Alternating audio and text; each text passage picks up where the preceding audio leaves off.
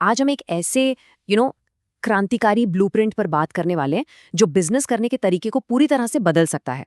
इसे कहते हैं आदर्शवादी संगठन। और ये अपने आप में एक रोड मैप है कि कोई कंपनी कैसे काम कर सकती है। तो शुरुआत ही एक ऐसे सवाल से करते हैं जो जो बिजनेस की दुनिया की हर सीख को चुनौती देता है। जरा सोचिए, क्या हो अगर प्रॉफिट्स यानी मुनाफा, वो चीज जिसके पीछे सब भागते हैं, असल में सबसे आखिरी चीज हो जिस पर ध्यान दिया जाए।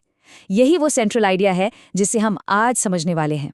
मतलब ये कोई सिर्फ बिजनेस प्लान नहीं है, ये तो एक मैनिफेस्टो है, एक घोषणा पत्र है। और ये जो कोट है, ये इसकी आत्मा को बिल्कुल सही तरीके से पकड़ता है। हम बात कर रहे हैं एक ऐसी कंपनी की जो पैसा बनाने के लिए नहीं, बल्कि नैतिकता और इंसानियत के लिए बनी है। एक ऐसी जगह जहां लोग सच में आजाद और निडर महसूस कर सकें। ठीक है, तो सबसे पहले इसके मूल दर्शन को समझते हैं। आदर्शवादी आदेश, इसे आप कंपनी का मॉरल कंपस या कह लीजिए एक नैतिक ध्रुव तारा मान सकते हैं। ये वो बुनियादी सोच है जो कंपनी में लिए जाने वाले हर छोटे बड़े फैसले को रास्ता दिखाती है।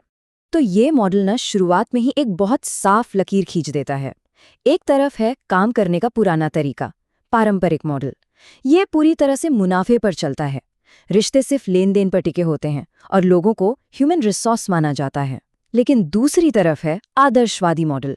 ये मानवता से प्रेरणा लेता है, सम्मान की नींव पर बना है। और यहाँ पर ध्यान दीजिए, वो मानव संसाधन नहीं बल्कि मानव संप्रभुता शब्द का इस्तेमाल करते हैं। ये सिर्फ शब्दों का खेल नहीं है, ये सोच का एक बहुत बड़ा बदलाव है। और इस पूरी संरचना को जो चीज एक साथ जोड़कर रखती है, वो है एक टीम, एक लक्ष्य। अब ये सुनने में किसी पोस्टर पर लिखे स्लोगन जैसा लग सकता है ना? लेकिन नहीं, इसे संरचनात्मक आधारशिला कहा गया है।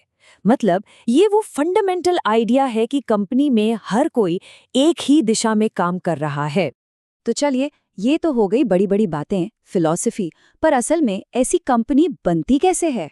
अच्छा, तो दूसरा सेक्शन इसी के बारे में है, विभागों को खत्म करने के बारे में। ये उन सख्त दीवारों को गिराने की बात करता है जो अलग अलग डिपार्टमेंट्स के बीच होती हैं, ताकि एक सिंगल फ्लेक्सिबल ऑर्गेनाइजेशन बन सके। तो ये होता कैसे है? ये मॉडल 3 ठोस कदम बताता है। पहला, सार्वभौमिक योग्यता। मतलब ये पक्का करना कि हर कोई दूसरे डिपार्टमेंट्स के स्किल्स भी सीखे। दूसरा, आप टैलेंट को किसी के जॉब टाइटल के हिसाब से नहीं, बल्कि प्रोजेक्ट की जरूरत के हिसाब से चुनते हैं। और तीसरा, और ये सच में बहुत बड़ा कदम है, आप पारंपरिक हायरार्की को खत्म कर देते हैं। फैसले वहीं लिए जाते हैं जहां काम हो रहा है, उन लोगों के द्वारा जो असल में काम कर रहे हैं, किसी अप्रूवल का इंतजार नहीं।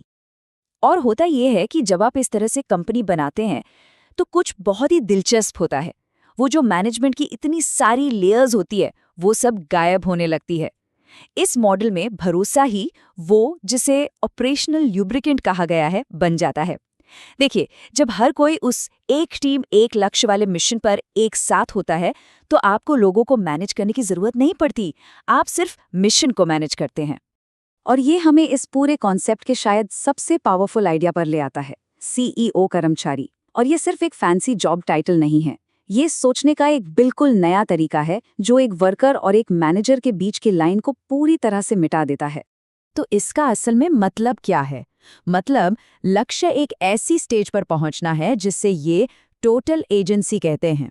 एक ऐसी सिचुएशन जहां टीम के हर मेंबर को एक मालिक की तरह पूरे अधिकार और जिम्मेदारी के साथ सोचने, काम करने और फैसले लेने की पावर दी जाती है। तो भाई, सीईओ से भरी कंपनी बनती कैसे है? ये 3 मेन प्रिंसिपल्स पर टिकी है जो एक साथ काम करते हैं। पहला है हर चीज को लगातार चुनौती देना।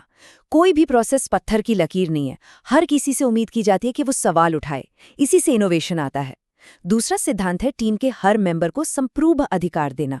सोचिए, टीम के मेंबर्स को ये अधिकार देना कि वो बिना परमिशन लिए बड़े फैसले ले सकें और कंपनी के रिसोर्स इस्तेमाल कर सकें। ये भरोसे का एक अलग ही लेवल है। और आखिर में, ये सब कुछ तीसरे पिलर के बिना मुमकिन नहीं है, इन्फॉर्मेशन।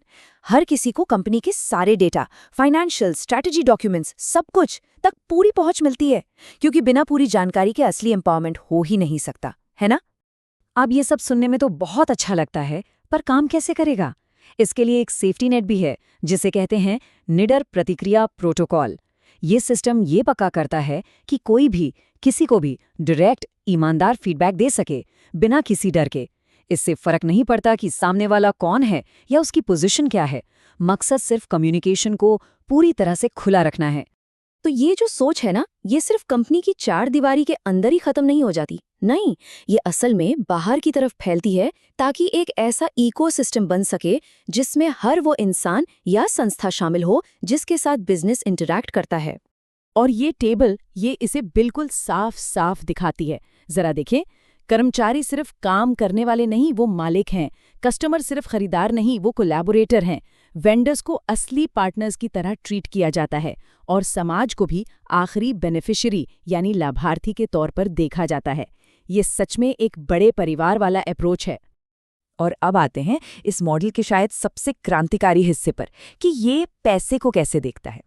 यहीं पर हम मुनाफे के बारे में अपने उस शुरुआती सवाल पर लौटते हैं और देखते हैं कि वो इस नई दुनिया में कहाँ फिट बैठता है।